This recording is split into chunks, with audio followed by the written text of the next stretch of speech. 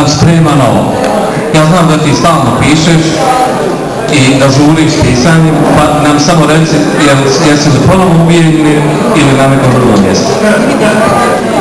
Prije nego što kažem, odgovorim na ovo pitanje koje mi se postavio, ja sam donio ne znam koliko primjeraka mojih novela.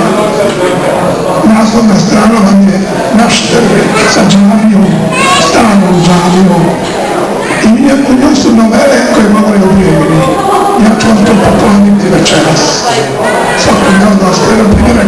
Nadam se da će biti dobro. A sad da odgovorim na ovo Jusufovo što me je upitao. Završio sam već jedan roman koji govori o Bosni. Ali se u isto vrijeme radnja dešava i u Francuskoj.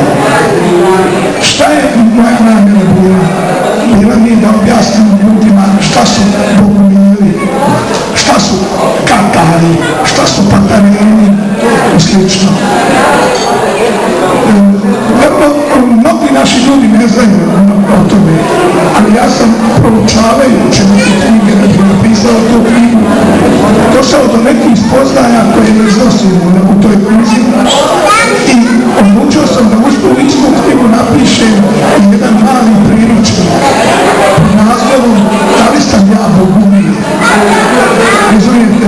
I onda ćemo to, kad bude izašlo, dobro bi bilo da uzmete, da vidite, da pročitate, da se vratimo. A možda ćemo se vratiti.